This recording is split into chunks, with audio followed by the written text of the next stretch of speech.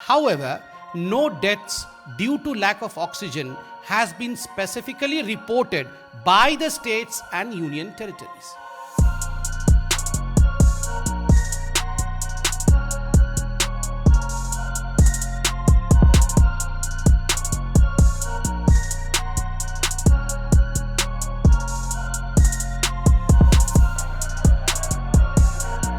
प्रश्न संख्या 21 देखिए तकिया और नारेबाजी करना।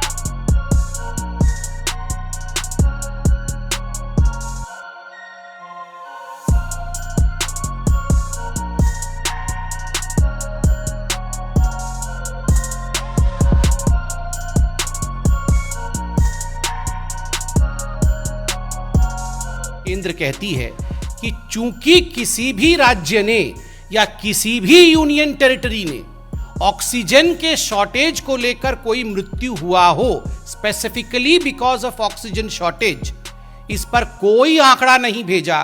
किसी ने भी ये नहीं कहा कि उनके राज्य में ऑक्सीजन शॉर्टेज के कारण कोई मृत्यु हुई है, इसलिए इसके आंकड़े नहीं हैं।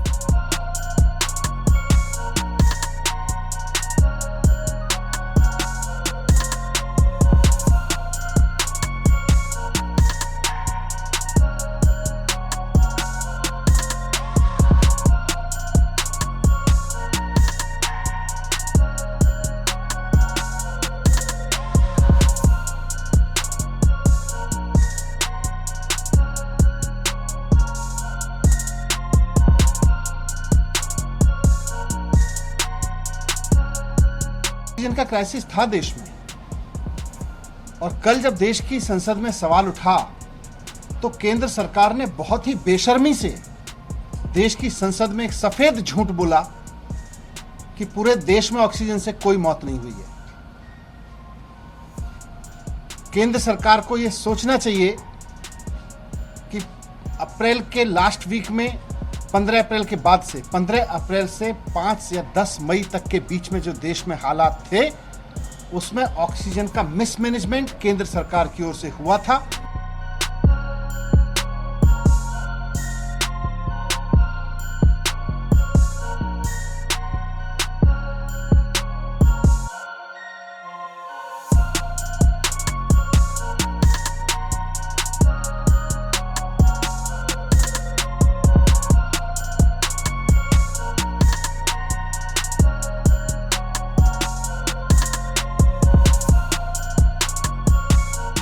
जिस समय लोग ऑक्सीजन के लिए तड़प रहे थे, उस समय भारतीय जनता पार्टी की सरकार होते हुए भी अस्पतालों में ऑक्सीजन नहीं उपलब्ध करा पाई।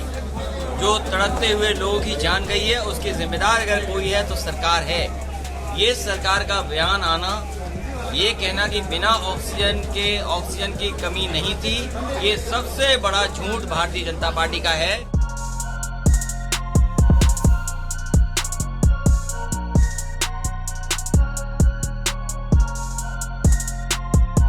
तो बोलती बंद हो गई।